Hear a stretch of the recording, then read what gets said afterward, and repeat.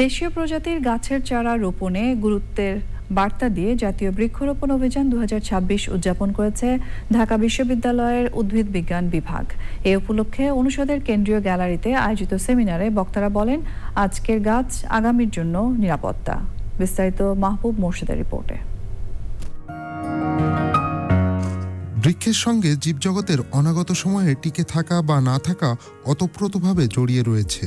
তাই বেশি বেশি করে বৃক্ষরোপণ আবশ্যক, না হলে হুমকিতে পড়বে আগামীর ভবিষ্যৎ।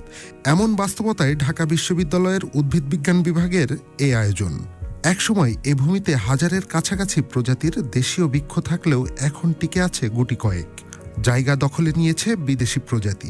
এমন প্রেক্ষাপটে জলবায়ু ও অঞ্চলভিত্তিক দেশীয় গাছ রোপণের গুরুত্ব উঠে আসে সেমিনার থেকে। রেড ডাটা বুক পাবলিশ করা হয়েছে, সেখানে আমরা 750 থেকে 800 বৃক্ষ পেয়েছি, আর বাকিগুলো কাগজে আছে নেই। তাহলে আমাদের 800 বৃক্ষ যদি ধরি, তাহলে সেগুলো আজকে কোথায় গেল? দেশীয় বৃক্ষ দিয়ে, দেশীয় ফলজ, তারপর হচ্ছে বনজ শোভাবর্ধনকারী ঔষধি বৃক্ষ দিয়ে দেশ সাজাতে হবে, যাতে দেশের সকল যে সার্ভিসগুলো বনের উপর, বৃক্ষের উপর নির্ভরশীল, সেগুলো যাতে সহজে পাওয়া যায়। বনজ, ফলজ ও ভেষজ গাছের আনুপাতিক রোপণ ভারসাম্য ধরে রেখে পরিচর্যার আহ্বান ছিল সভাপতির কণ্ঠে। বনজ, ফলজ এবং ভেষজ এই তিনটা গাছ, যেগুলো আমাদের দেশি গাছ, একটি করে গাছও যদি আমরা লাগাই তাহলে ভালো হবে।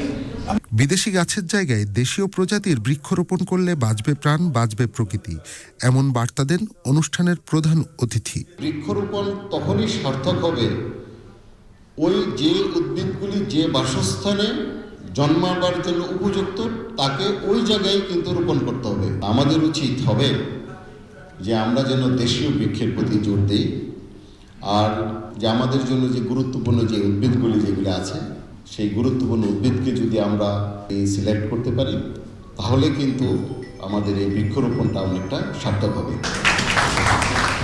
অনুষ্ঠান শেষে ঢাকা বিশ্ববিদ্যালয়ের কার্জন হল সংলগ্ন উদ্ভিদ বিজ্ঞান বিভাগের বাগানে বিলুপ্তপ্রায় রক্তচন্দন গাছের চারা রোপণ করা হয়।